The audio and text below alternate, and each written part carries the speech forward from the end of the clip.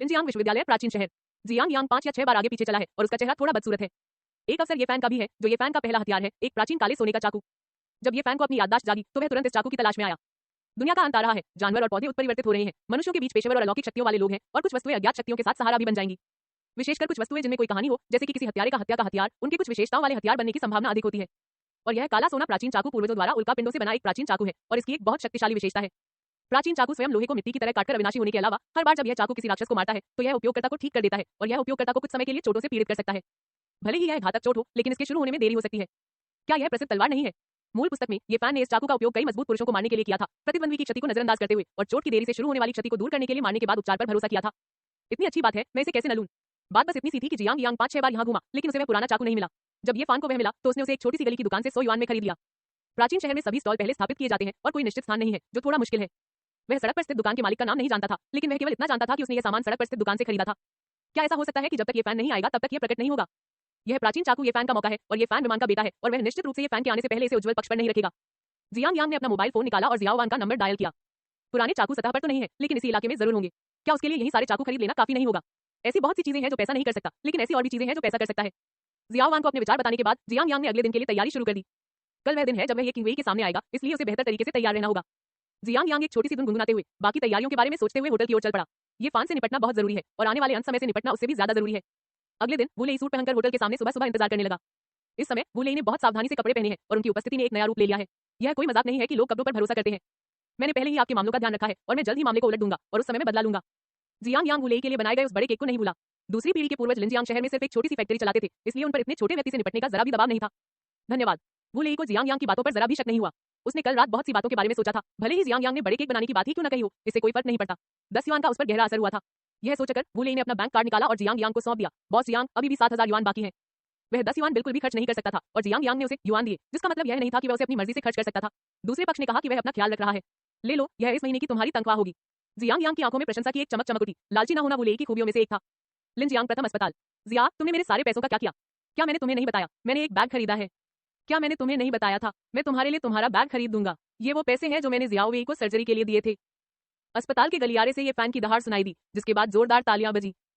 तांगिया ने ये फैन के चेहरे पर थप्पड़ मारा। उसकी आंखें तिरस्कार से भरी थी। तुम कब से मेरे लिए एक बैग खरीदने की बात कर रहे हो?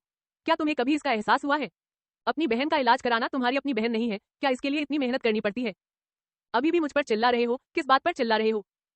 तांगिया जितना अधिक बोलती गई वह उतना ही क्रोधित होती गई। जब उसने ये फैन के पैसे काट दिए तो उसे थोड़ा सा भी डर महसूस नहीं हुआ। इसके विपरीत वह थोड़ा आश्वस्त थी। मैंने सोचा था कि यह एक संभावित स्टॉक है, लेकिन मैंने यह उम्मीद नहीं की थी कि इतने सालों के बाद मैं ज्यादा पैसा नहीं कमा पाऊंगा, और मुझे अभी भी अपनी बहन के इलाज के लिए पैसे बचाने हैं। और तो और यही तो जियांग यांग ने खुद को भी काम दिया है। जब तक वो ट्रांसफर पूरा कर लेगा, ये फैन जैसे लोग भविष्य में उसके तलवे चाटने लायक भी नहीं रहेंगे। यहाँ अकेले रहो, मैं यह बैग खरीद लूंगा। अगर तुमने कुछ और शब्द चिल्लाए तो हम तुरंत अलग हो जाएंगे।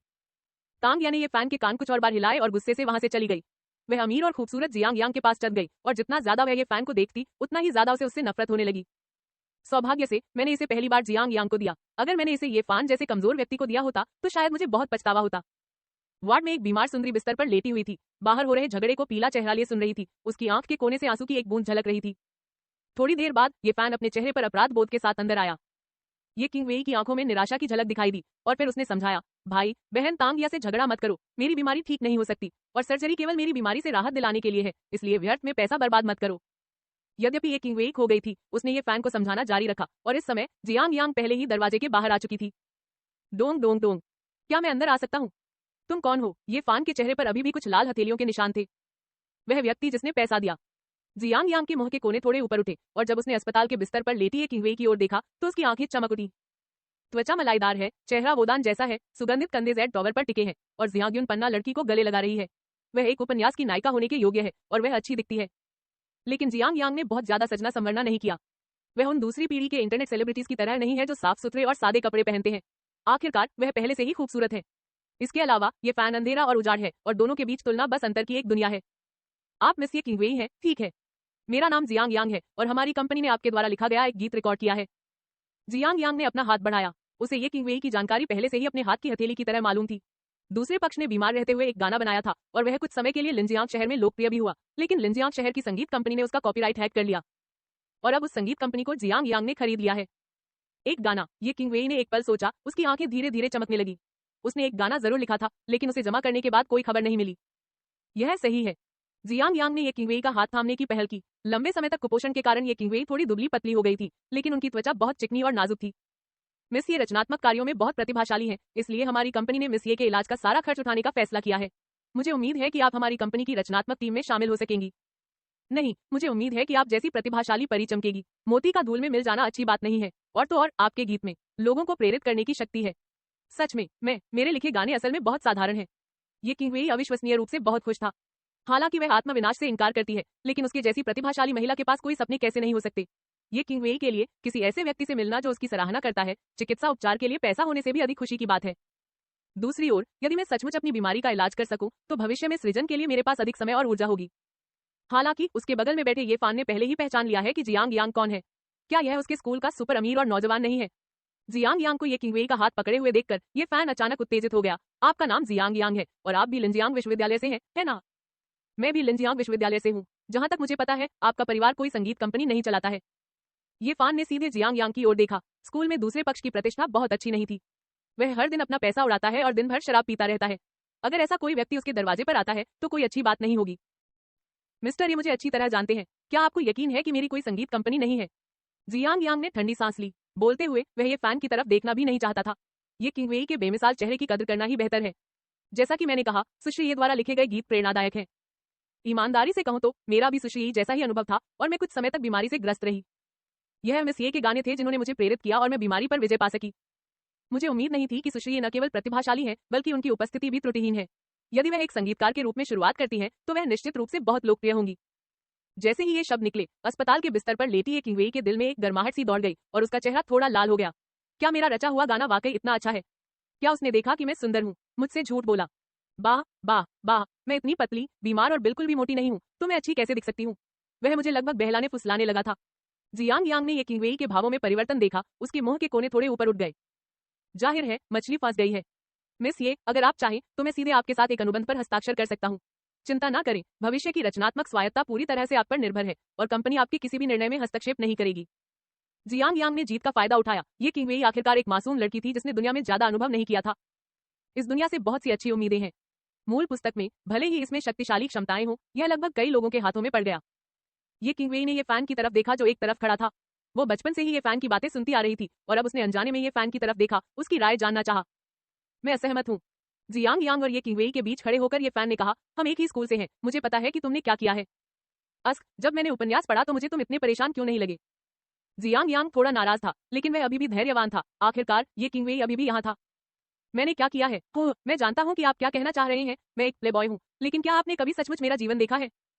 तुमने मुझे स्कूल में नहीं देखा है ना? इस शव का मूल मालिक कभी कभार ही स्कूल जाता था, चाहे वह युद्ध के दौरान हो या युद्ध के लिए जाते समय। ये फान यह सुनकर थोड़ा शर्मिंदा हुआ। हालांकि वह उसी स्कूल से था, लेकिन जियांग यांग से पहले कभी नहीं मिला था। आखिरकार दोनों के बीच का अंतर बहुत ज्यादा था। जियांग यांग के सुंदर चेहरे को देखकर ये फैन को अचानक लगा कि वह बेकार है और वह थोड़ा हीन महसूस करने से खुद को नहीं रोक सका। भाई, चिंता मत करो, मैं कोशिश करना चाहता हूँ। इस समय ये किंगवेई ने चीजों को शांत करने के लिए अपना मुंह खोला। कोई भी इतनी कम उम्र में अपनी जान नहीं गंवाना चाहता और ये किंगवेई भी इसका अपवाद नहीं है। इसके अलावा उसे नहीं लगता था कि जियांग यांग कोई बुरा आदमी है। आखिरकार मैं गरीब और बेकार हूँ और मैं अभी भी एक बेकार व्यक्ति हूँ, तो आप क्या करने की कोशिश कर रहे हैं? वह जियांग यांग की बात पर भी विश्वास करने को तैयार है। आखिरकार कौन ऐसा घनिष्ठ मित्र नहीं चाहेगा जो उसके काम को समझता हो? किंगवेई, यह मामला उतना सरल नहीं है जितना तुम सोचती हो। हालांकि ये फैन को नहीं पता था कि जियांग यांग क्या योजना बना रहा था, उसे बस लगा कि कुछ गड़बड़ है। जियांग यांग ने देखा कि ये फैन उससे बहुत सावधान था। उसने मन ही मन उपहास किया। ये फैन के चारों ओर घूमकर ये किंगवेई के पास गया और धार्मिकता से कहा, मिस ये इतनी छोटी है, वह हर समय बिस्तर पर कैसे रह सकती है? ये फैन, क्या ऐसा हो सकता है कि आपको अपनी बहन को नियंत्रित करने की तीव्र इच्छा हो? वह कैसा भाई है जो मेरी बहन के सपनों में बाधा डालता है? सुश्री ये जैसी उत्कृष्ट युवा लड़की को धूल चटा दी जाए, एक भाई के रूप में आप काफी लापरवाह हैं। खैर, मैं इसे बर्दाश्त नहीं कर सकता। मैंने ऑपरेशन का शुल्क पहले ही चुका दिया है। अगर सुश्री ये तैयार हो तो कृपया मुझसे संपर्क करें, अगर नहीं तो इसे एक दोस्त का तोहफा समझें।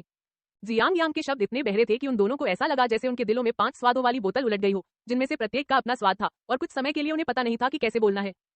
यहाँ तक कि ये किंगवेई ने भी इस पर ध्यान नहीं दिया, लेकिन वह अपने दिल में ये फैन से असंतुष्ट महसूस कर रही थी। दूसरी ओर ये फैन ने अपने दिल में हीन भावना को दबा लिया और बस गुस्से में वापस जाना चाहता था। अप्रत्याशित रूप से जियांग यांग ने मुड़कर उन दोनों अचंभित लोगों की प्रतिक्रिया की प्रतीक्षा किए बिना ही वहां से चले गए। ये किंगवेई जियांग यांग के जाने की दिशा को घूर रही थी। उसके छोटे से हाथ में जियांग यांग द्वारा छोड़ा गया बिजनेस कार्ड था। उसकी आंखें चमक रही थी। जब जियांग यांग अस्पताल से बाहर आया तो वो लेई एक रोल्स रॉयस के पास उसका इंतजार कर रहा था। बॉस, हम कहाँ जा रहे हैं? लिंजियांग कोर्ट, आपका मामला पलट दिया गया है। जियांग यांग वू लेई से किया अपना वादा नहीं भूला, क्योंकि वह उसे वश में करना चाहता था, इसलिए उसे मनाना पड़ा। विशाल वित्तीय संसाधनों की सहायता से वू लेई का 10 साल पहले का मामला रातों रात पता चल गया और उसे उलट दिया गया। जियांग यांग, दूसरी पीढ़ी का अमीर आदमी जिसने उस समय वू लेई को फंसाया था, भी उसे चिढ़ा रहा था। मुकदमा पलटना एक बात है, लेकिन बदला लेना दूसरी बात। शुक्रिया बॉस। वू लेई जियांग यांग के पीछे कार में बैठ गया। उसके हाथ बहुत ज्यादा उत्साहित होने के कारण कांप रहे थे। उसने बहुत पहले ही अपनी शिकायतें दूर करने और केस पलटने की उम्मीद छोड़ दी थी, लेकिन उसे उम्मीद नहीं थी कि जियांग यांग उसके लिए ऐसा कर दिखाएगा। आपका स्वागत है, आपको अभी भी अपना बदला लेना है। जियांग यांग ने वू लेई को एक जोड़ी दस्ताने फेंके। इसे मत मारो, इससे निपटना आसान नहीं है। लिंजियांग अस्पताल में ये किंगवेई ने अपना मोबाइल फोन निकाला और बिजनेस कार्ड पर दिए गए फोन नंबर को अपनी एड्रेस बुक में जोड़ने वाली थी, और इसी समय बिजनेस कार्ड अचानक ये फैन ने ले लिया। किंगवेई, मेरी बात सुनो, यह आदमी एक मशहूर प्लेबॉय है। हर दिन अपनी गर्लफ्रेंड बदलना कोई अतिशयोक्ति नहीं है। बेहतर होगा कि तुम उससे दूर रहो।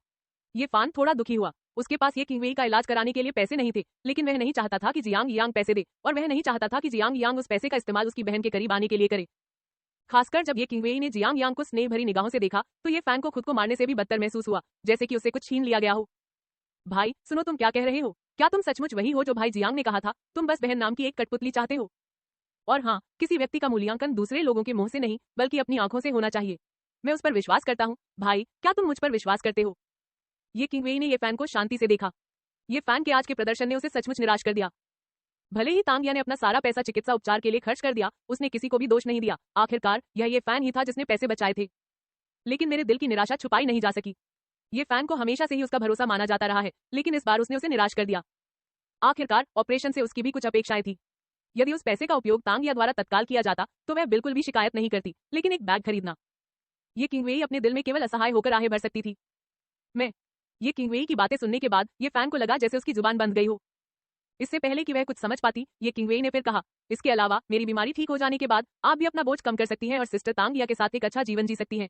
इसके अलावा क्या आपने कभी किसी झूठे व्यक्ति को ऑपरेशन का शुल्क पहले चुकाते देखा है? ये किंगवेई और ये फैन के बीच पहली बार मतभेद हुआ था। बचपन से ही वो ये फैन की बात सुनती आई थी, और आज उसे खुद फैसला लेने का समय आ गया था। थोड़ी देर बाद कई डॉक्टर आए और ये किंगवेई को ऑपरेशन रूम में धकेल दिया।